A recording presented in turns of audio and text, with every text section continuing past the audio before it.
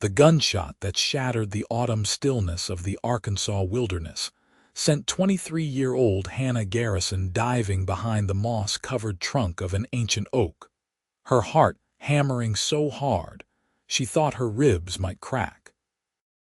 She pressed her palms against the rough bark, trying to steady her breathing as another shot rang out, this one closer than the last. The hem of her traveling dress was already torn from 3 days of stumbling through unfamiliar terrain, and her dark hair had long since escaped its pins to hang in tangled waves down her back. She had no idea where she was anymore, only that the men who had attacked the small wagon train she had been traveling with were somewhere behind her, and that running was the only thing keeping her alive. It was October of 1876, and Hannah had been on her way to meet distant relatives in Fort Smith when the raiders had come screaming out of the tree line like demons from hell itself. She squeezed her eyes shut against the memory of gunfire and screaming, of the wagon master falling from his seat with blood blooming across his chest. She had run then, run without thinking, plunging into the thick forest that bordered the trail. Now, hours later, she was hopelessly lost, desperately thirsty, and terrified that every snapping twig signaled the approach of the men who had destroyed everything. The temperature was dropping fast as the sun began its descent toward the horizon. Hannah had grown up in Charleston, where autumn meant mild days and pleasant evenings. Here in the Arkansas wilderness, she could already feel the bite in the air that promised a cold night ahead. Her traveling coat was still back at the wagon site, and all she had was the thin cotton dress she wore, and a small reticule that contained nothing more useful than a handkerchief and $3 in coins. Another sound made her freeze. Not a gunshot this time, but voices. Men's voices, rough and laughing, discussing which direction she might have run. Hannah's blood turned to ice water in her veins. They were still hunting her. She did not know why they were so determined to track down one fleeing woman, but the cruelty in those voices suggested nothing good would come of being caught. She forced herself to move, creeping as quietly as possible through the underbrush. Every step seemed impossibly loud to her ears. Branches caught at her dress and hair. Her soft leather shoes, meant for city streets and parlor floors, provided almost no protection from the rocks and roots that littered the forest floor. She bit her lip to keep from crying out when a sharp stone cut into her soul, tasting blood in her mouth. The terrain grew steeper, and Hannah realized she was climbing. Her legs burned with the effort, her lungs aching as she struggled upward through increasingly thick vegetation. Behind her, the voices seemed to be fading, but she did not dare stop. Not yet. Not while daylight remained and they could still track her. By the time the sun touched the western horizon, painting the sky in shades of orange and deep crimson, Hannah had climbed high enough that she could see out across the valley below. The forest stretched endlessly in every direction, an ocean of trees already beginning to shed their autumn leaves. Somewhere down there was the trail, the ruined wagon train, perhaps even the town of Benton where they had stopped 2 days ago. But from up here, everything looked the same, and she had no idea which direction would lead to safety. The temperature dropped further as darkness approached. Hannah wrapped her arms around herself, shivering. She needed shelter, needed to find somewhere to hide for the night. The voices had gone silent behind her, but she did not know if that meant the men had given up or simply stopped talking. Either way, she could not keep moving blindly through the dark. She would break an ankle or walk straight off a cliff. A rocky outcropping rose ahead of her, and Hannah stumbled toward it with the last of her strength. As she drew closer, she realized there was a shallow overhang, barely more than a depression in the rock face. but it would at least provide some protection from the wind that was beginning to pick up. She crawled into the small space, pulling her knees up to her chest and tucking her skirts around her legs for whatever warmth they might provide. The night came swiftly, bringing with it a cold that seemed to seep into her very bones. Hannah had never felt anything like it.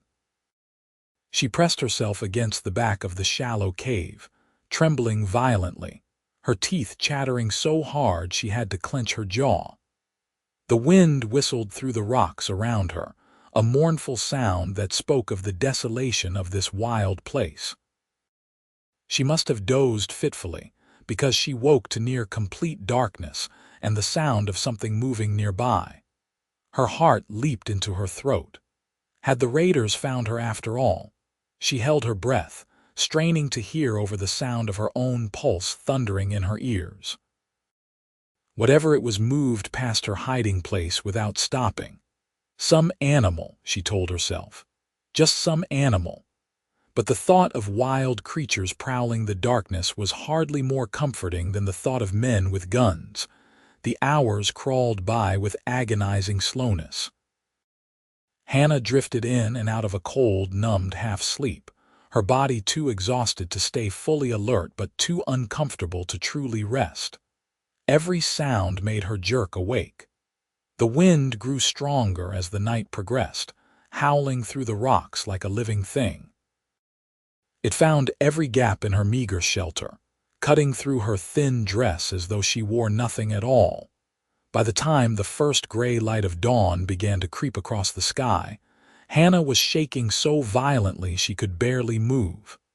Her hands were numb, her feet like blocks of ice. She tried to stand and nearly fell, her legs refusing to cooperate after spending the night curled in one position. She had to find help. Had to find someone, anyone, before another night like that killed her. The question was which direction to go. She looked around at the unfamiliar landscape, seeing nothing that offered any guidance. The rocky slope continued upward behind her shelter, while ahead the ground dropped away sharply into thick forest. To her left, the terrain seemed to level out somewhat. To her right, more trees and rocks. Hannah chose left, simply because it looked easiest. She stumbled forward on feet she could barely feel, using trees for support when her legs threatened to give out. The morning air was crisp and cold, but at least the sun was rising, offering the promise of warmth. Her stomach cramped with hunger. She had not eaten since the morning before the attack, nearly 2 days ago now. She had been walking for perhaps an hour when she smelled smoke. The scent stopped her in her tracks. Smoke meant fire, and fire meant people. But were they friendly people, or the raiders who had hunted her through the forest? Hannah stood frozen with indecision, fear warring with desperate need, the need one. She was going to die out here alone if she did not find help. At least with people there was a chance, however slim. She turned toward the smell of smoke and began walking, her steps unsteady but determined. The trees thinned ahead, and Hannah found herself looking at a small clearing on the mountainside. At its center stood a rough shelter, barely more than a lean-to constructed of logs and branches. A fire burned in a ring of stones in front of it, sending up a thin stream of smoke. And standing beside the fire, his back to her, was the largest man Hannah had ever seen. He was tall, well over 6 feet, with shoulders so broad they seemed to block out half the clearing. Dark hair fell past his collar, and even from behind she could see the thick muscles of his arms where his sleeves were rolled back. He was doing something with his hands, some task she could not quite make out, his movements efficient and practiced. Hannah opened her mouth to call out, but what emerged was barely more than a croak. Her throat was so dry from thirst and exposure that she could hardly speak. She tried again, forcing out a single word, "Please." The man spun around with a speed that seemed impossible for someone so large, his hand dropping to the knife at his belt. His eyes, A startling blue-gray, even from across the clearing, found her immediately. For a moment, they simply stared at each other, and Hannah saw his expression shift from alert wariness to surprise. She tried to take a step toward him and felt her legs finally give out completely. The ground rushed up to meet her, and she had just enough time to think that she had made a terrible mistake before darkness swallowed her whole. When Hannah opened her eyes again, the first thing she registered was warmth. Blessed, beautiful warmth that seemed to wrap around her like a blanket. The second thing was that she was lying on something soft, which made no sense because she had been in the forest. The third thing was that she was covered with what felt and smelled like animal furs. She blinked, trying to focus her vision. A roof of sorts hung above her, constructed from branches and what looked like hides stretched across a frame. She was inside the shelter she had glimpsed before collapsing. The walls were made of logs on two sides, with the mountain rock face forming the back wall. And across those walls, stretched and pegged in place, were more animal hides. Deer, elk, and what might have been bear, all in various stages of being prepared and tanned. The wind that she could hear outside no longer whistled through. The shelter was snug and surprisingly warm, heat radiating from something beyond her field of vision. Hannah tried to sit up and immediately regretted it as her head spun. Easy there. The voice was deep and quiet, with an accent she could not quite place. You have been out for a good while. Hannah turned her head carefully and found herself looking at the man from the clearing. Up close, he was even more imposing than she had realized. His face was weathered and tanned, with a strong jaw covered in dark stubble and a nose that looked like it had been broken at least once. But his eyes, those unusual blue-gray eyes, held something she had not expected: kindness, concern. Where, she managed to croak out, her voice still barely functional. Here. He moved with surprising gentleness for such a large man, slipping an arm behind her shoulders to help her sit up just enough to drink. He held a tin cup to her lips, and Hannah tasted cool water. She drank greedily, the liquid soothing her parched throat. Slow, he cautioned, pulling the cup back. Not too much at once, or you will be sick. Hannah nodded, lying back down. Now that she was more alert, she could see the interior of the shelter more clearly. It was small but well organized, with supplies stacked neatly against one wall and tools hanging from pegs driven into the logs. The source of the heat was a small fire burning in a carefully constructed pit near the entrance, the smoke venting through an opening in the roof. "Thank you," she whispered. "I thought I was going to die out there." The man settled back on his heels, studying her with those keen eyes. "You nearly did. What is a woman doing alone in these mountains? Where did you come from?" The memories came flooding back, and Hannah felt tears prick at her eyes. "The wagon train. They attacked us. I ran and got lost." His expression darkened. "Who attacked you? I do not know." "Raiders, I think. There were 6 or 7 of them. They shot the wagon master and started going through our things. I just ran." Her voice broke. "The others, I do not know what happened to them." The man was quiet for a moment, his jaw tight. "When was this?" "Yesterday morning. Or maybe the day before. I'm not sure anymore. I hid all day and all night, and then I started walking and found you." He nodded slowly. "You are lucky. These mountains are not kind to those who do not know them." He stood, moving to add wood to the fire. "My name is Owen Quinn. This is my camp." "Hannah Garrison. I was traveling to Fort Smith to meet family." She watched him work, noting the ease with which he handled the heavy logs. "Are you a trapper?" "Hunter mostly. I supply meat and hides to some of the settlements down in the valley. Benton mostly, sometimes over to Fort Smith." He glanced at her. "You need food. Can you eat?" Hannah's stomach answered for her with a loud growl that would have embarrassed her under other circumstances. Owen's mouth twitched in what might have been the start of a smile, and he turned to the supplies along the wall.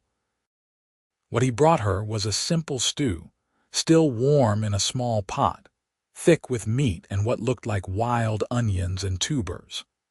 Hannah accepted the bowl with shaking hands and ate slowly, following his earlier advice not to take too much too fast. It was the most delicious thing she had ever tasted, though that might have been the hunger talking. Owen watched her eat, his expression unreadable. "Those men who attacked your wagon train, did they follow you?" The question made Hannah's hand freeze halfway to her mouth. "I heard them. In the forest. They were looking for me, but I climbed up into the mountains and I think I lost them." She looked at him with sudden fear. "Would they come up here?" "Unlikely. Most folks avoid these upper slopes.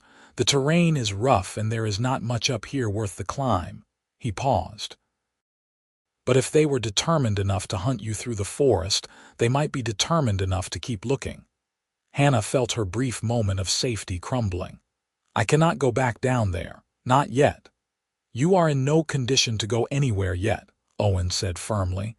"You need rest and food. A few days at least before you will be strong enough to travel." He studied the walls of his shelter, his gaze lingering on the hides stretched there. "I have work to do anyway. You can stay here until you are recovered." Relief flooded through Hannah, so intense it made her dizzy. "Thank you. I have a little money. I can pay you." Owen shook his head. "Keep your money. You will need it when you get to where you are going." Hannah finished the stew and set the bowl aside, feeling warmth spreading through her for the first time in days. Her eyelids were growing heavy again, the combination of food and safety pulling her towards sleep. She tried to fight it, feeling like she should stay awake, should help somehow, but her body had other ideas. "Sleep," Owen said quietly. "You are safe here." Hannah wanted to argue, wanted to say something more, but darkness was already pulling her under. The last thing she registered was the sound of Owen moving around the shelter, and the blessed absence of wind whistling through the walls. When she woke again, the light filtering through the entrance suggested it was late afternoon. Hannah felt more clear-headed than before, though her body ached in 1,000 places from her flight through the forest. She was still wrapped in the furs Owen had covered her with, and she realized now that the soft bedding beneath her was made of more furs over a thick layer of pine boughs. She sat up slowly, relieved when her head did not spin this time. Owen was not inside the shelter. Hannah could hear sounds from outside, rhythmic thuds that suggested chopping of some kind. She pushed the furs aside and stood on shaky legs. Her dress was filthy and torn in several places, she realized with dismay. The hem was in tatters, and there were stains she did not want to examine too closely. Her hair hung loose around her shoulders, and she could only imagine what she must look like. She spotted a small square of polished metal hanging on the wall, clearly meant as a mirror, and immediately decided she did not want to know. Hannah made her way to the entrance of the shelter and looked out. The clearing was larger than she had realized, perhaps 30 feet across, carved out of the mountainside with the rock face forming a natural wall on one side. Owen was at the far edge, working on what looked like a deer carcass hanging from a sturdy frame. He had removed his shirt despite the cool air, and Hannah found herself staring at the play of muscles across his back and shoulders as he worked. He was built like the mountain itself, all solid strength and power. As if sensing her gaze, Owen turned. He reached for his shirt and pulled it on before walking toward her. "You should not be up yet." "I feel better," Hannah said, which was not entirely true but not entirely false either. "I wanted to see where I was." Owen nodded, gesturing to the clearing and the view beyond. "This is my camp.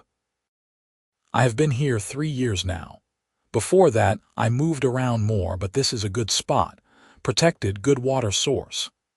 He pointed to the left, where Hannah could see a thin stream trickling down the rock face, and plenty of game in these mountains. Hannah looked out over the vista that opened up beyond the clearing.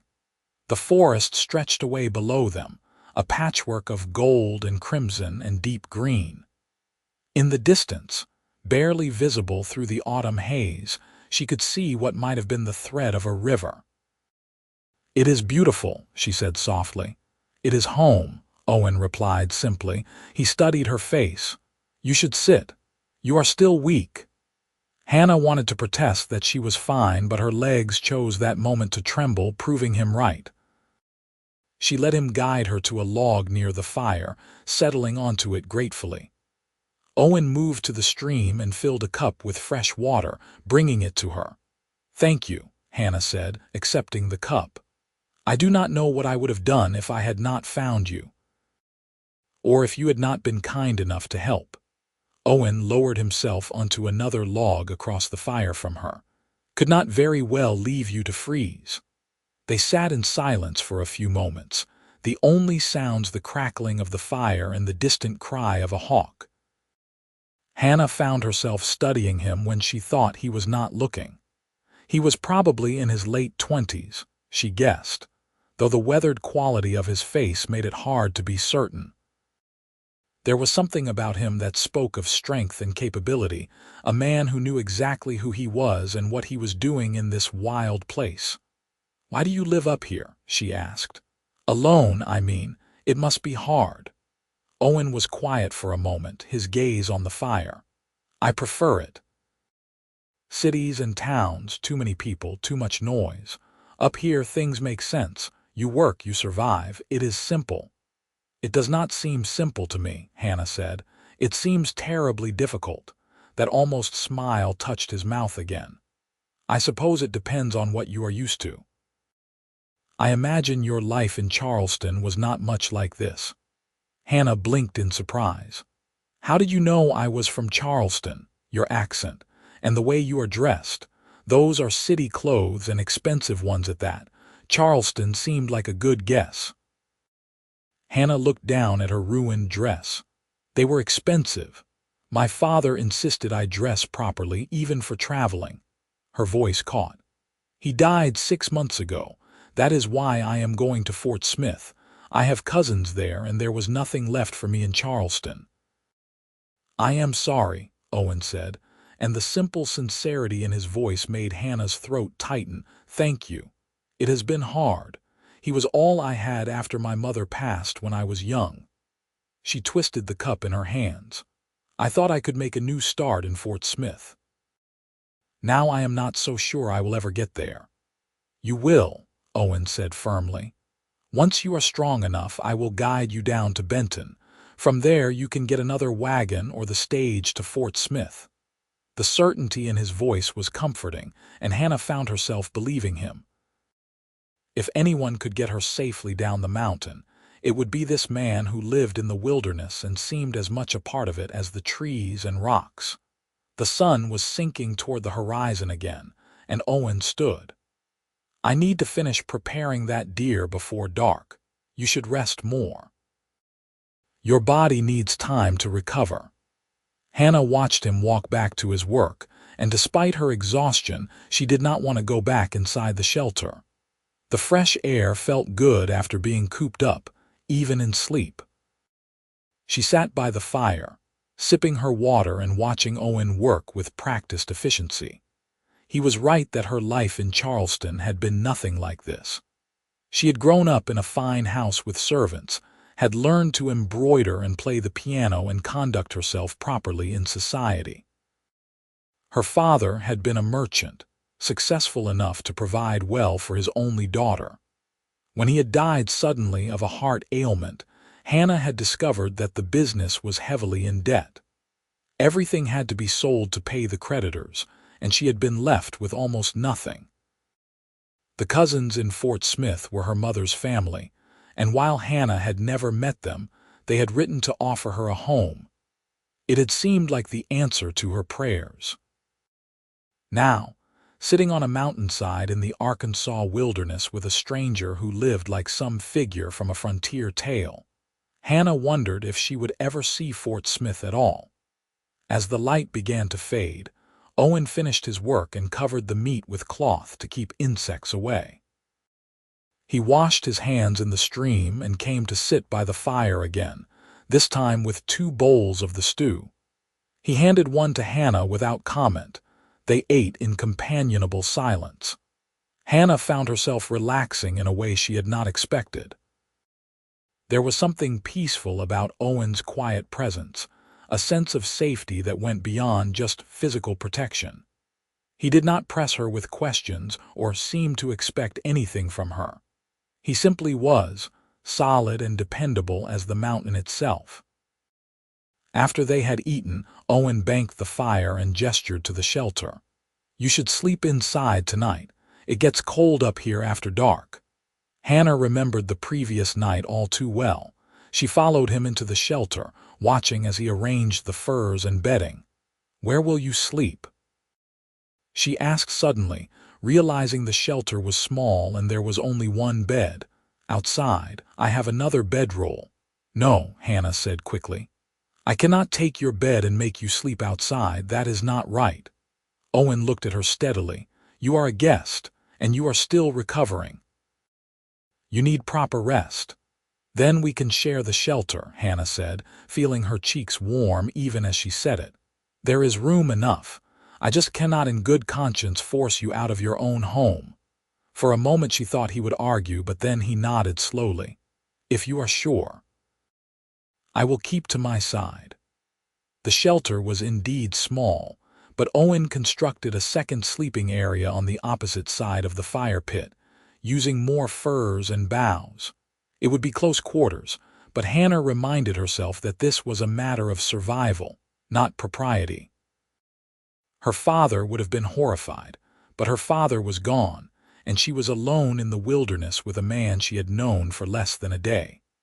As full darkness fell and they settled into their respective beds, Hannah listened to the wind outside. It no longer whistled through the shelter walls. The hides Owen had stretched across them kept the cold air out, turning the small space into a warm refuge against the mountain night. "Owen," she said softly into the darkness. "Yes." "Why did you stretch the hides across the walls like that? It makes such a difference." She could hear the smile in his voice when he answered. "I learned the hard way that a mountain winter will kill you if you are not prepared. The hides keep the wind out and the warmth in. I work on them during the day and hang them at night. By the time the real cold comes, this place will be as tight as any cabin." Hannah thought about that, about this man preparing for winter alone on his mountain. "Do you ever get lonely?" The question hung in the air for a long moment. "Sometimes," Owen admitted finally. "But loneliness is better than the alternative I left behind." Hannah wanted to ask what he meant, what alternative he had left, but something in his tone suggested he did not want to discuss it. She let the silence return, listening to the crackle of the small fire and the steady sound of Owen's breathing. She fell asleep feeling safer than she had in months, since before her father's death, since before everything had fallen apart. And if her dreams were troubled by memories of gunshots and running, at least she woke to warmth and light instead of cold and fear. The next few days fell into a gentle rhythm. Owen would wake before dawn and tend to his work, hunting or preparing hides or gathering firewood. Hannah, growing stronger each day, began to help where she could. She could not hunt or handle the heavy work, but she could tend the fire, prepare simple meals, and help with the smaller tasks of camp life. Owen had given her some clothes to replace her ruined dress. They were his own spare clothes, far too large for her, but Hannah belted the shirt tight and rolled up the trouser legs and sleeves. It felt scandalous to be wearing men's clothing, but it was also wonderfully practical. She could move freely, could work without worrying about tangling her skirts. On the third day, Owen taught her how to prepare the hides he brought back from his hunts.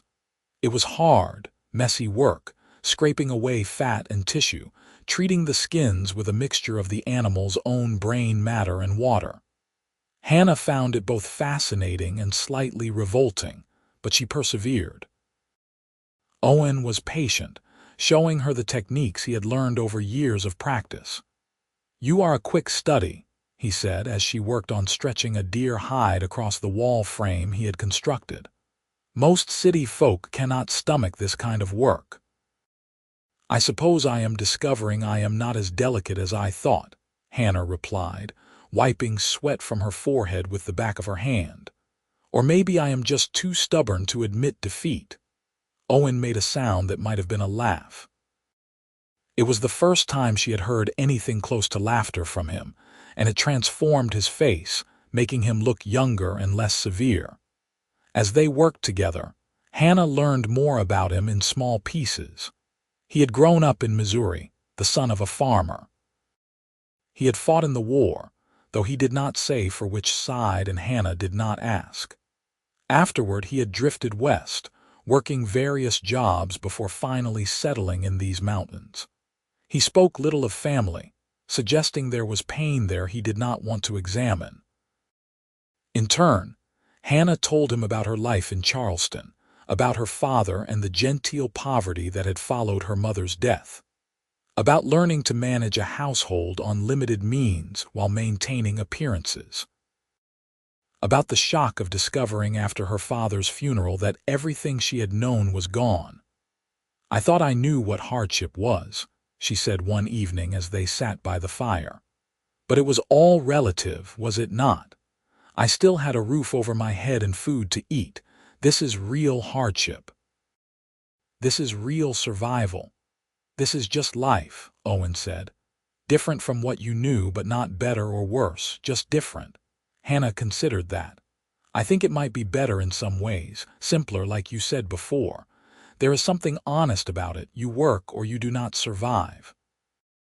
There are no social games, no pretending to be something you are not." Owen looked at her with an expression she could not quite read. "You might be the first person from the cities who has ever said that to me." "Well, I might change my mind when winter truly sets in," Hannah said with a small smile. "Ask me again when I am freezing and miserable." But as the days passed, Hannah found she did not want to think about leaving. She knew she needed to, knew she could not stay on this mountain forever. Her cousins would be expecting her, and she had no future here. But there was something about the rhythm of this life, about working alongside Owen in companionable silence, that called to something deep inside her. She caught herself watching him more and more. The way his hands moved with such confidence and skill, the quiet strength in everything he did, the rare smiles that transformed his weathered face. At night, lying in her furs with the fire glowing between them, she would listen to him breathe and feel a warmth that had nothing to do with the temperature. It was dangerous, she knew. She was a woman alone with a man she barely knew, and her heart was starting to betray her good sense. Owen had been nothing but honorable, had never once crossed the invisible line that separated their sleeping areas or said anything improper. But Hannah found herself wishing he would, and that wish terrified and thrilled her in equal measure.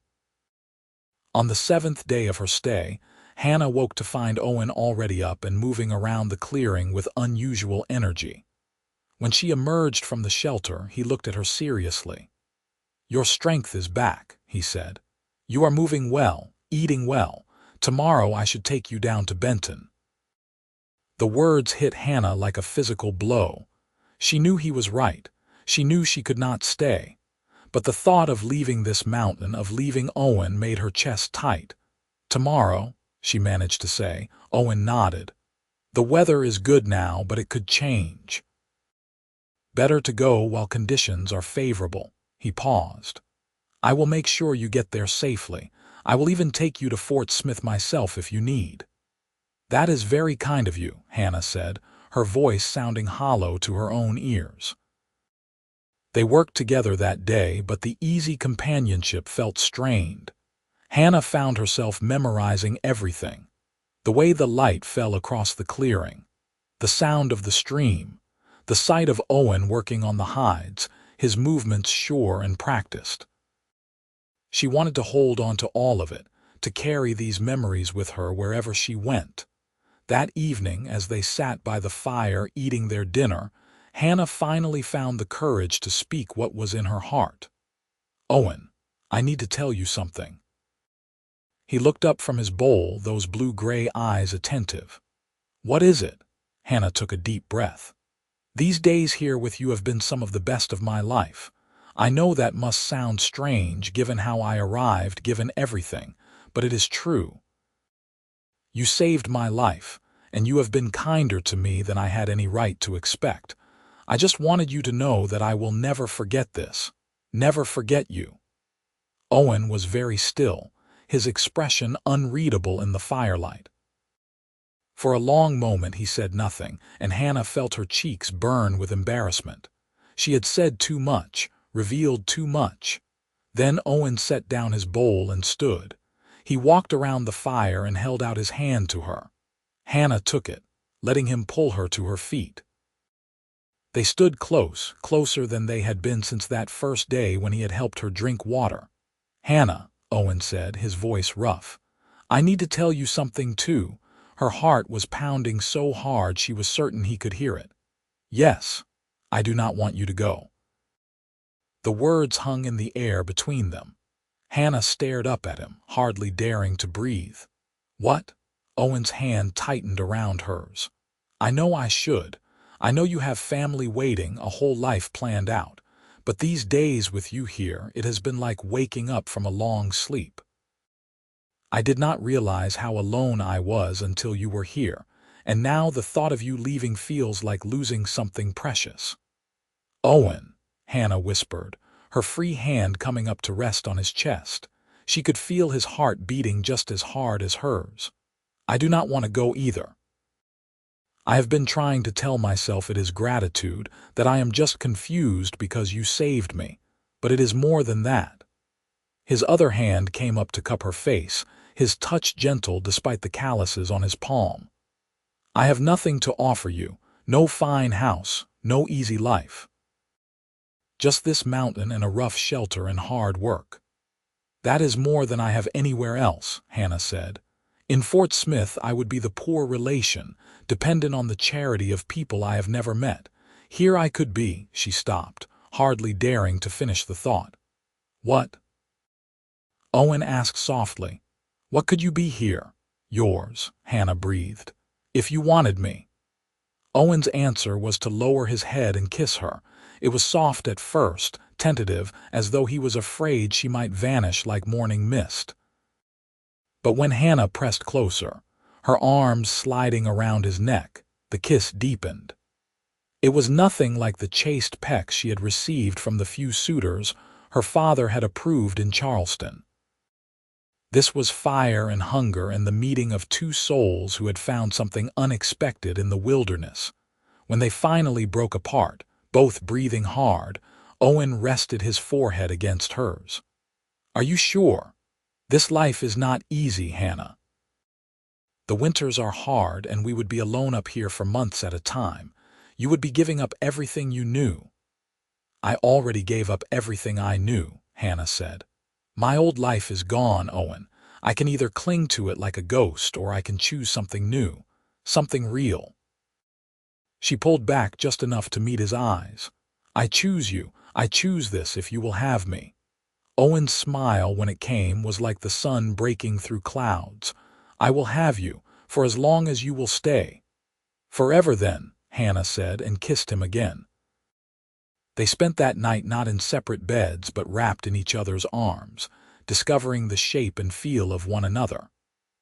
Owen was gentle, so careful with her despite his strength, and Hannah felt something inside her that had been closed and guarded for so long finally open and bloom. They made love slowly, thoroughly, learning each other's bodies as they had learned each other's hearts over the past week. Afterward, lying in the warmth of the furs with Owen's arms around her, Hannah felt more at peace than she had in years. The wind that had whistled through the gaps in the shelter walls was silent now, held back by the hides Owen had so carefully prepared. In the morning, they would not go to Benton. In the morning, they would begin building a life together. The weeks that followed were a revelation to Hannah. She had thought she was helping before, but now she threw herself into learning everything Owen could teach her. How to track game and read weather signs. How to identify edible plants and prepare medicines from herbs. How to shoot the rifle Owen gave her, though her aim was nowhere near as good as his. Owen, in turn, seemed to blossom with her presence. He talked more, smiled more, his natural reserve melting away in the warmth of their growing love. At night, they would lie together and talk for hours, sharing stories and dreams and the small details of their days. As October gave way to November, they prepared in earnest for winter. Owen hunted heavily, bringing back deer and elk and wild turkey. They smoked and dried the meat, storing it carefully. Hannah helped prepare more hides, stretching them across every available surface to cure. The shelter walls were now completely covered, creating a warm cocoon against the increasingly cold nights. Owen also began working on expanding the shelter. Using logs he had cut and stored earlier in the year, he extended one wall and built a more proper door frame. Hannah helped where she could, holding logs in place while he notched and fitted them together. The work was hard but satisfying, and watching their home grow under their combined efforts filled Hannah with a quiet joy. In mid-November, Owen made a trip down to Benton to trade furs and meat for supplies they would need for winter. Hannah went with him, wearing her repaired dress for the occasion. It felt strange to be back in women's clothing, strange to walk the streets of a town after weeks on the mountain. The trading post owner, a weathered man named Silas, greeted Owen like an old friend. His eyes widened when he saw Hannah, and she could see the questions forming. "This is Hannah," Owen said simply, his hand resting protectively at the small of her back. "She is staying with me." Silas's eyebrows rose, but he was smart enough not to comment beyond a polite, "Pleased to meet you, madam." They purchased flour, salt, sugar, coffee, and other staples that could not be hunted or gathered. Owen also bought cloth, needles, and thread so Hannah could make proper winter clothes. As they loaded their packs, Hannah noticed people staring, heard the whispers. A woman living alone with a man in the mountains, unmarried. It should have bothered her, should have made her feel ashamed. Instead, she found she did not care at all what these strangers thought. On the way back up the mountain, Owen was quiet. Hannah finally asked what was troubling him. "I should have married you before we came down," he said. "Made it proper. I did not think about how it would look, how people would talk." Hannah stopped walking and turned to face him. "Owen Quinn, are you asking me to marry you?" He looked startled, then a slow smile spread across his face. "I suppose I am, though I am making a poor job of it." Hannah laughed, the sound echoing off the rocks around them. "Then yes. Yes, I will marry you. But not because of what people in Benton think, because I love you and I want to be your wife." Owen set down his pack and pulled her into his arms, kissing her soundly. When they broke apart, he said, "We can go back down tomorrow, find a preacher." But Hannah shook her head. "The next time we go to town. For now, we have winter to prepare for. I do not need a piece of paper to know I am yours." They continued up the mountain, and that night Owen gave her a ring he had carved from a piece of antler, smooth and perfect. Hannah wore it with more pride than she would have worn any gold band. The first snow came in late November, dusting the clearing with white. Hannah woke to see it and felt a moment of panic. Winter was truly here. But Owen simply smiled and showed her how beautiful the mountain looked in its white mantle, and her fear eased. They had prepared well. The shelter was snug and warm. The meat stores were plentiful and they had each other. As the snow deepened and the temperature dropped, Hannah discovered that winter on the mountain was not something to be endured but something to be experienced. There was a stark beauty to the frozen world around them. The way ice formed on the stream in delicate patterns. The absolute silence after a fresh snowfall. The brilliance of stars in the clear, cold nights. Owen taught her to read the snow, to see the tracks of animals and know what had passed through their territory. They spent long evenings by the fire, Owen carving and Hannah sewing. She made them both heavy winter coats from the furs and hides, her stitches growing more confident with practice. Owen crafted tools and utensils, his hands never idle, and always there was talk and laughter and the growing bond between them. Christmas came and went quietly. Hannah made a special meal with some of their precious supplies, and Owen surprised her with a pair of snowshoes he had crafted in secret. They were beautiful things, woven with incredible precision. "So you can walk with me when I check the trap lines," he explained, looking almost shy. Hannah threw her arms around him. "They are perfect. You are perfect." "Far from it," Owen said, but he was smiling as he held her close.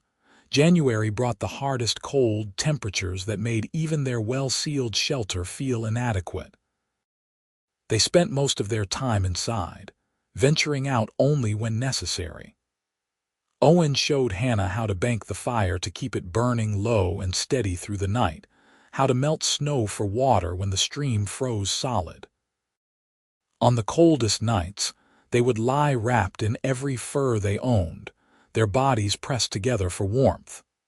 Hannah had never imagined she could be so happy in such primitive conditions, but she was. Owen's arms around her, his steady heartbeat beneath her ear, felt like the only home she would ever need.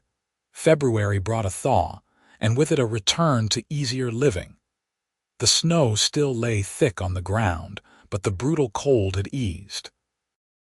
Owen began hunting again in earnest, taking Hannah with him now that she could manage the snowshoes.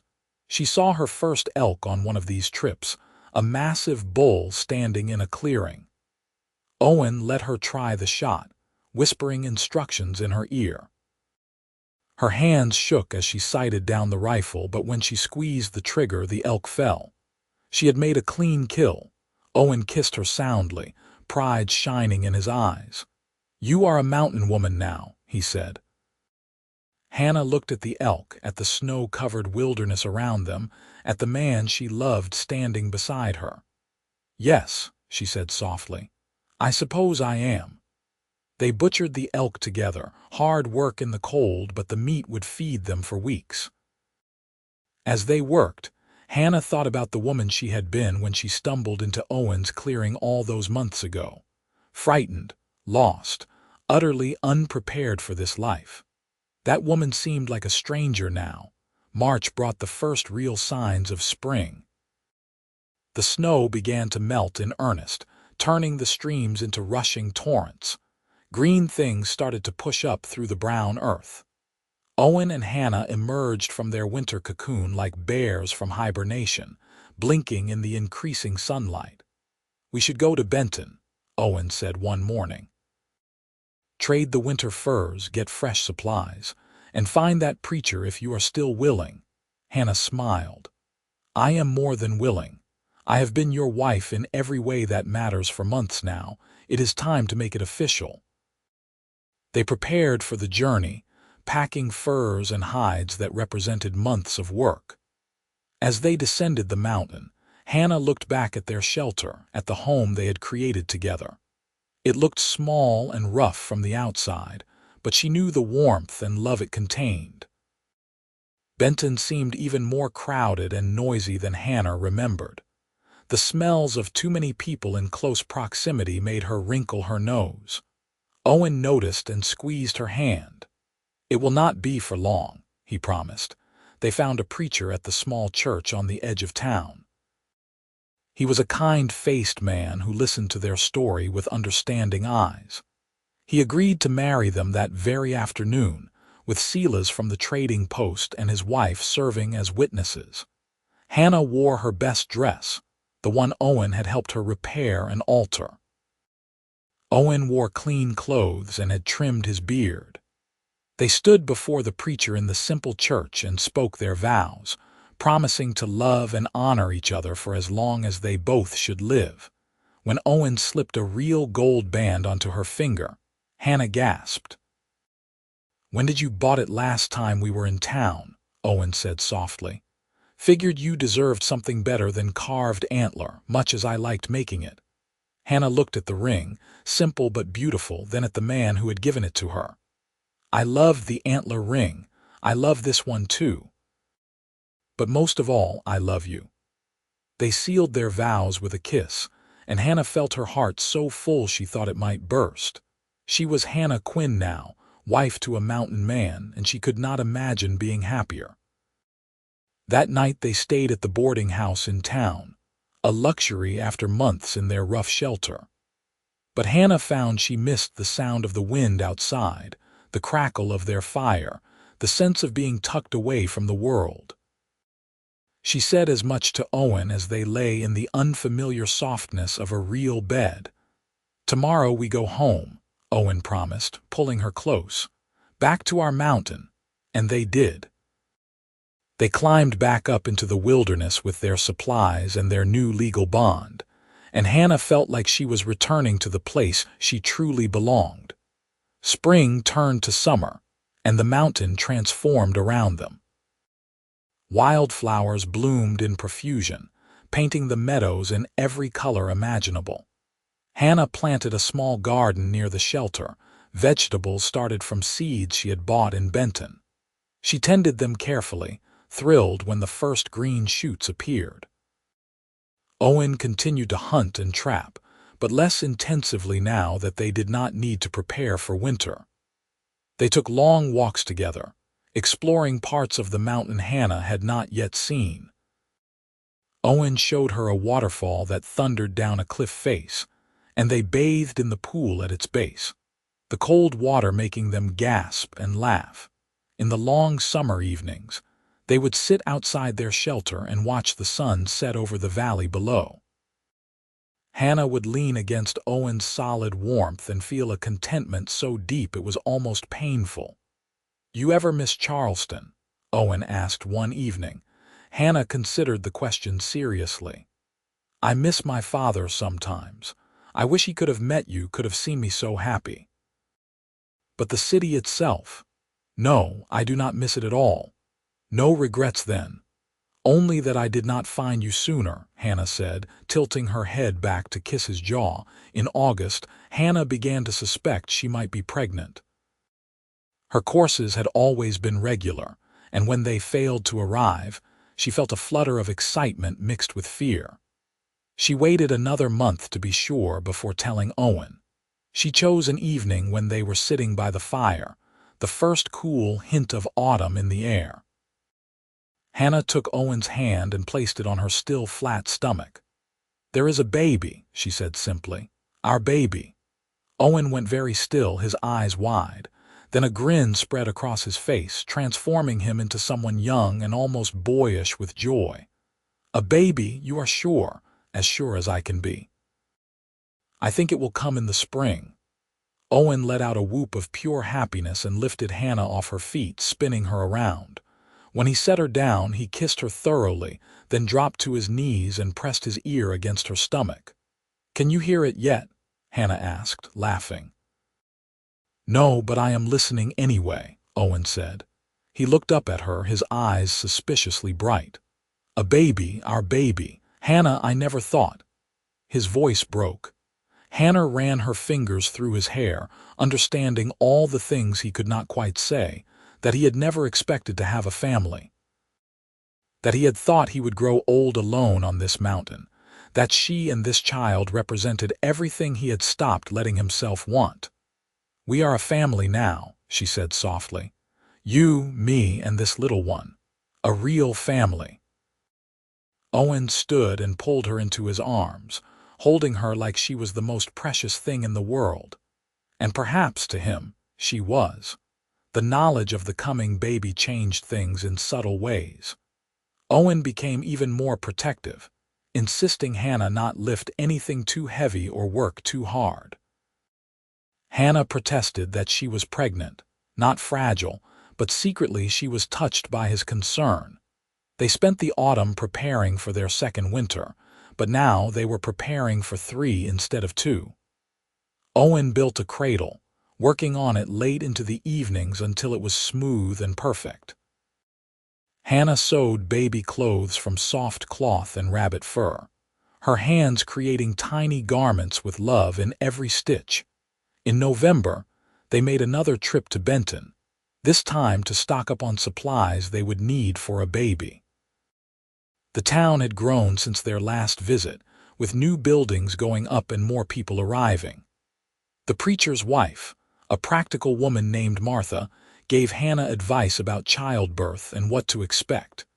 "You are a ways from help up on that mountain," Martha said with concern. "When your time comes, you might want to consider staying in town," but Hannah shook her head. "Owen delivered a calf once and he has helped with other births. We will manage." Martha looked skeptical but did not push. She sent them home with extra cloth for bandages and birthing, and herbs that would help with labor pains. Their second winter was milder than the first, or perhaps it just seemed that way because Hannah was not facing it alone and afraid. Her belly grew round with the baby, and Owen would talk to it at night, telling their child about the mountain and all the things they would do together. "How do you know it will be a boy?" Hannah teased. "I do not," Owen admitted. "But boy or girl, I will teach them to hunt and track and survive in these mountains. And I will teach them to read and write and do sums," Hannah said. "Just because we live in the wilderness does not mean our child will be uneducated." Owen laughed. "No, I suppose not. Between the two of us, this baby will be quite accomplished." January and February passed in a blur of preparation and waiting. Hannah's back ached, her feet swelled, and she found herself increasingly impatient to meet this child they had created. Owen was endlessly patient, rubbing her sore muscles and bringing her whatever she craved. The baby came on a clear April morning, arriving with the first flowers of spring. Hannah's labor started before dawn, and Owen immediately went into a calm, focused state that surprised her. He had indeed helped with births before, and his steady confidence helped Hannah through the pain. It was long and hard, and there were moments when Hannah thought she could not do it. But Owen was there, holding her hand, wiping her face, encouraging her. And when the baby finally slipped into the world with a strong, angry cry, Hannah felt a rush of love so powerful it left her shaking. "A boy," Owen said, his voice full of wonder. He cleaned the baby carefully and placed him in Hannah's arms. "We have a son." Hannah looked down at the tiny, red-faced infant and felt her heart expand to make room for this new love. The baby had Owen's dark hair and what looked like it would be his strong jaw. But when he opened his eyes, they were a deep blue that might turn any color. "Hello, little one," Hannah whispered. "Welcome to the mountain." They named him Oliver Garrison Quinn, honoring both their families. Oliver proved to be a healthy, strong baby with a good appetite and a set of lungs that could be heard across the clearing when he was displeased.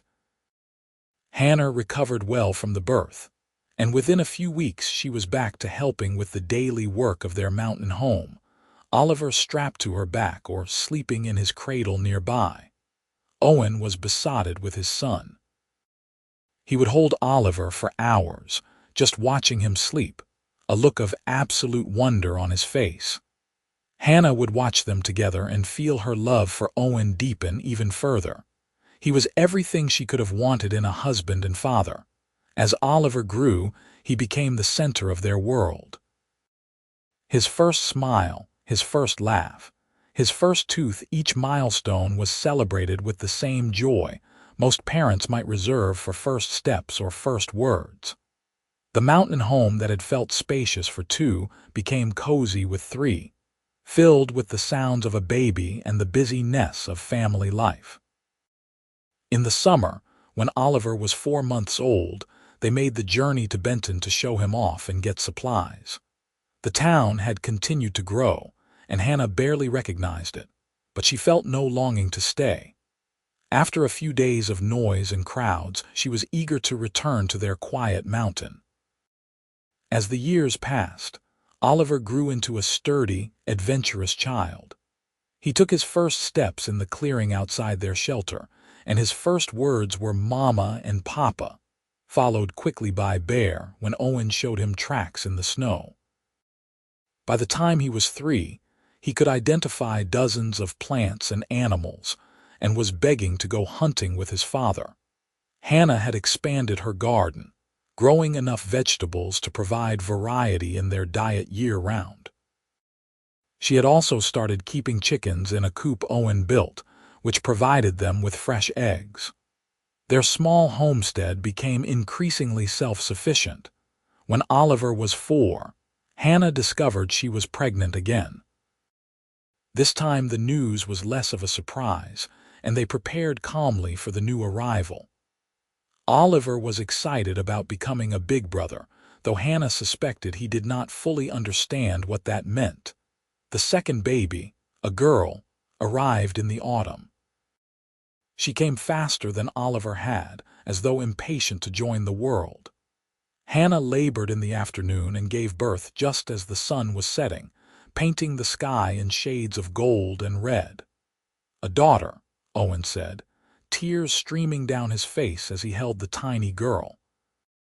"Hannah, we have a daughter." They named her Grace, and she was in every way her brother's opposite. Where Oliver had been loud and demanding, Grace was quiet and content. Her hair came in blonde like Hannah's mother's had been, and her eyes stayed a clear blue-gray just like Owen's. Oliver was fascinated by his baby sister, always wanting to hold her or help care for her. Hannah and Owen would watch their children together and marvel at the family they had built in this wild place. Time moved differently on the mountain. Years seemed to pass in the blink of an eye, measured not by calendars but by the seasons and the growth of their children. Oliver grew tall and strong, learning to hunt and track from Owen. Grace proved to have a quick mind and a love of learning, delighting in the books Hannah ordered from Benton and read to her by firelight. The shelter had been expanded multiple times, becoming a true cabin with separate sleeping areas, and even a loft where the children could play on rainy days. Owen had built furniture, rough but sturdy, and Hannah had made their home as comfortable as any house in town. They made trips to Benton twice a year, in spring and fall, to trade and get supplies. The children loved these trips, the excitement of seeing other people and buildings. But they were always happy to return to their mountain, to the only home they had ever known. When Oliver was 12 and Grace was 8, Hannah found herself pregnant once more. This pregnancy was harder than the others, perhaps because she was older now, in her mid-30s. But the baby, another boy they named Henry, arrived healthy and strong that spring. With 3 children, the cabin was crowded but joyful. Hannah could not imagine being happier. She had everything she had never dared to dream of: a husband who loved her completely, children who were healthy and bright, and a home they had built together with their own hands. Owen, now in his early 40s, had some gray in his dark hair and deeper lines around his eyes. But he was still strong, still capable, and still looked at Hannah with the same love that had been there from the beginning. One evening, when Henry was about a year old and sleeping peacefully in his cradle, Hannah and Owen sat outside their cabin watching Oliver teach Grace how to identify constellations. The children's voices drifted to them on the evening air, arguing good-naturedly about whether that was really Orion's belt or not. "You ever think about what would have happened if those raiders had not attacked the wagon train?" Owen asked quietly. Hannah considered the question. Sometimes. I would have made it to Fort Smith, I suppose. Lived with my cousins, maybe eventually married someone there. Would you have been happy? I do not know, Hannah admitted. Maybe in a different way, but not like this. Nothing could have made me as happy as this.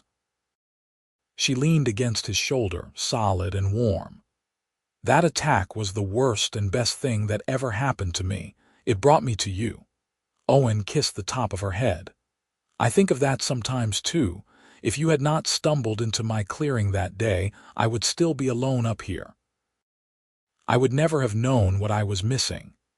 We were both lost, Hannah said softly, and we found each other. They sat in comfortable silence, listening to their children and the evening sounds of the mountain. The wind had picked up, but it did not whistle through their walls anymore.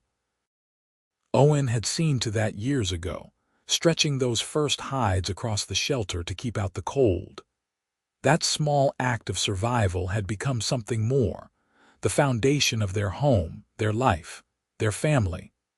Oliver was now a young man of 16, as tall as his father and nearly as strong. He had Owen's dark hair and build, but Hannah's quick smile. Grace, at 12, was turning into a beautiful young woman, thoughtful and kind. And Henry, now 5, was a bundle of energy who kept them all on their toes. The mountain had changed too over the years. More settlers had moved into the region, and Benton had grown into a proper town with a school and a church, and even a small hotel. But Owen and Hannah's mountain remained theirs, a refuge from the increasingly civilized world below. On a warm summer day in 1895, nearly 19 years after Hannah had first stumbled into Owen's camp, the whole family made the trip to Benton together. It was a special occasion. Oliver had decided he wanted to learn blacksmithing and was going to apprentice with the smithy in town. He would live there during the week and come home on Sundays. Hannah felt tears prick her eyes as they said goodbye to their oldest son at the edge of town. He was grown now, ready to make his own way in the world, but he hugged her tight and promised he would visit every week without fail. I will still be your boy, he said softly. Just a boy learning a trade. On the walk back up the mountain, Grace held Henry's hand and chattered about all the things she had seen in town. Owen walked beside Hannah, his hand finding hers. It is hard letting him go, he said. It is, Hannah agreed, but we raised him to be strong and capable. He will do well. Like his mother, Owen said, and Hannah smiled. That evening, with the cabin feeling strangely empty without Oliver, Owen pulled Hannah into his arms. We have built something good here, he said. Against all odds, we have built a good life. Hannah thought about the frightened young woman she had been, running through the forest with no idea where she was going. She thought about the lonely man who had lived on this mountain with only animal hides for company. And she thought about all the years between then and now, all the moments of joy and struggle and love. We have, she agreed, the very best life. Grace would eventually marry a teacher who came to Benton, a kind young man who won Owen's approval by showing proper respect for both Grace and her unusual upbringing. They settled in town, but visited the mountain often, bringing their children to climb the slopes and hear stories of how their grandparents had built a home in the wilderness. Henry followed his father's path, choosing to stay on the mountain and learn all Owen could teach him about living off the land. He built his own cabin nearby when he was grown, and eventually married a practical young woman who did not mind the isolation. Oliver became an excellent blacksmith and took over the shop when his master retired. He married as well, and his children loved nothing more than visiting their grandfather's mountain home and hearing stories of the old days. Hannah and Owen grew old together on their mountain, their hair turning gray, their hands becoming gnarled from years of hard work. But their love never diminished. If anything, it grew stronger with each passing year, deepening into something that needed no words. They celebrated their 45th wedding anniversary in 1920, surrounded by their children, grandchildren, and even a few great-grandchildren. The cabin had been expanded again and again over the years, becoming a sprawling homestead that could accommodate the whole family when they gathered. That night, after everyone had gone to bed or headed back to their own homes, Hannah and Owen sat outside under the stars. The night was warm, the air filled with the scent of pine and wildflowers. Owen's hand found Hannah's, their fingers interlacing with the ease of decades of practice. "Do you remember the first night you stayed here?" Owen asked. "When I stretched those hides across the shelter walls and you said the wind stopped whistling through," Hannah laughed softly. I remember thinking that I had never felt so safe, even though I barely knew you." "I knew that night," Owen said, "knew that you were going to change everything." "And did I? Changed my whole world," Owen said simply. "Took it from black and white to color, from empty to full, from surviving to living." Hannah leaned her head on his shoulder, feeling the steady beat of his heart. "I love you, Owen Quinn. I have loved you since the moment you caught me when I fainted in your clearing. I will love you until my last breath and beyond. And I love you, Hannah Quinn, my mountain woman, my wife, my heart." They sat together in the darkness, two souls who had found each other against impossible odds, who had built a life and a family in the wilderness, who had loved each other through every season and every challenge. The wind picked up, sighing through the trees, but it did not whistle through their walls. It never had, not since that first night when Owen had stretched animal hides across the shelter to keep Hannah safe and warm. Their story had started with a gunshot and a desperate flight through the forest. It had continued with hard work, determination, and a love that grew stronger every day. And it would end, someday, the way all stories must. But for now, in this moment, under these stars, with their hands clasped together and a lifetime of memories between them, Hannah and Owen Quinn were exactly where they belonged. Together, on their mountain home, years continued to pass with the gentle rhythm of seasons on the mountain. Owen, now in his 80s, moved slower than he once had, but his mind remained sharp, and his eyes still held that same intensity that had captured Hannah's heart all those years ago. Hannah, in her late 70s, had silver hair that she wore in a long braid down her back, and though her hands were stiff with age, she could still sow and tend her garden. They spent their days in quiet companionship, no longer needing to fill the silence with words. Henry and his family lived close enough to help with the heavier work, and their grandchildren and great-grandchildren visited regularly, keeping the mountain home filled with life and laughter.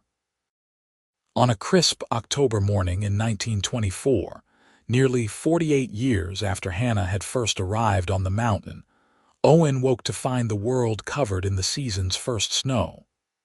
He turned to Hannah, sleeping peacefully beside him, and thought about all the winters they had weathered together. All the times he had stretched hides across the walls to keep out the cold. All the nights they had lain wrapped in furs, their bodies pressed together for warmth and love. Hannah stirred and opened her eyes, finding him watching her. "Good morning," she murmured, her voice still soft with sleep. "Good morning, my love," Owen replied, reaching out to tuck a strand of silver hair behind her ear. They rose slowly, their bodies protesting the cold, and Owen built up the fire while Hannah put on coffee. It was a ritual they had performed thousands of times, comfortable and familiar.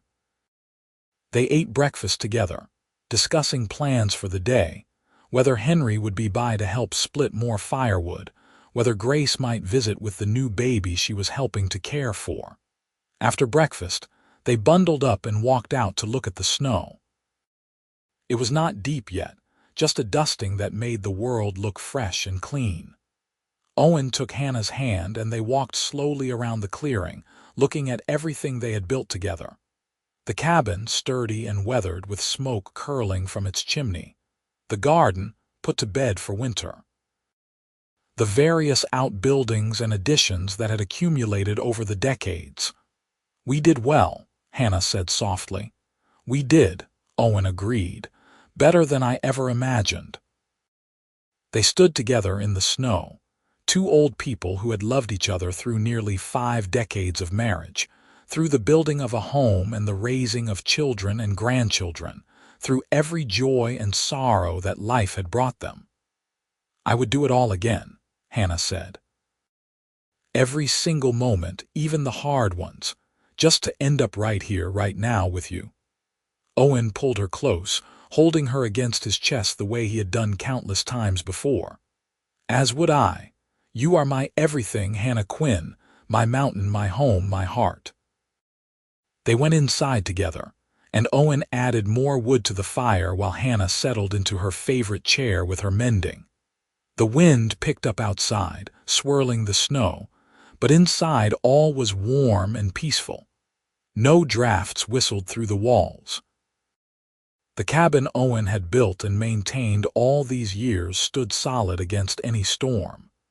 As the snow continued to fall and the day drew toward evening, Hannah and Owen sat together by the fire, his arm around her shoulders, her head resting against his chest. They did not need to speak. They had said everything that needed saying over the years, had built a love that transcended words. Outside, the mountain stood eternal and unchanging, witness to their love story. And inside, by the warmth of the fire, in the home they had created together, Hannah and Owen Quinn found the same peace and happiness they had discovered nearly 5 decades ago, when a frightened young woman had stumbled into a lonely man's clearing and changed both their lives forever. The wind might howl, the snow might fall, winter might come with all its challenges. But inside their mountain home, wrapped in each other's arms, Hannah and Owen were safe and warm and loved. The hides Owen had stretched across those early shelter walls so long ago had been replaced many times over the years, but their purpose remained the same: to keep out the cold, to create a refuge, to protect the love and family that had grown within. Their story, which had begun with such uncertainty and fear, had become one of enduring love, of building something lasting in a wild place, of two souls finding exactly what they needed in each other. And as they sat together in the gathering darkness, with the fire casting dancing shadows on the walls and the snow falling silently outside, they knew that whatever time they had left would be spent exactly as they wished, together on their mountain home. The seasons turned, and Owen and Hannah continued to live on their mountain, surrounded by the family they had created and the home they had built with their own hands. When Owen finally passed peacefully in his sleep at the age of 86, Hannah grieved deeply, but found comfort in their children and grandchildren, and in the knowledge that they had lived a full and beautiful life together. Hannah lived another 3 years, tending her garden and telling stories to her great-grandchildren about the early days on the mountain, about the man who had saved her life and won her heart. When she passed at the age of 81, she was buried beside Owen on the mountain they had both loved, under the trees and sky that had witnessed their love story. Their cabin stood for many more years, maintained by their descendants as a reminder of where their family had begun. And on quiet nights when the wind blew through the trees, those who listened closely might have sworn they could hear the echo of laughter, the murmur of voices, and the sound of a love that had transcended time and circumstance to create something truly remarkable in the Arkansas wilderness. The story of Hannah and Owen Quinn became family legend, passed down through generations. The tale of how a frightened young woman fleeing raiders had stumbled into a mountain man's camp. How he had stretched animal hides across his shelter walls to keep out the wind and cold, and how that simple act of care had been the beginning of a love that lasted a lifetime. It was a story of survival and strength, of building a life from nothing, of finding home in the most unexpected places. And in that story, future generations found inspiration and hope, a reminder that love can bloom in the wildest places, that family is built through dedication and care, and that sometimes the best things in life come from the most unlikely beginnings. The mountain stood eternal, keeping its secrets, but the legacy of Hannah and Owen Quinn lived on in every descendant who walked its slopes and remembered the courage it took to build a life in the wilderness, and the love that made it all worthwhile.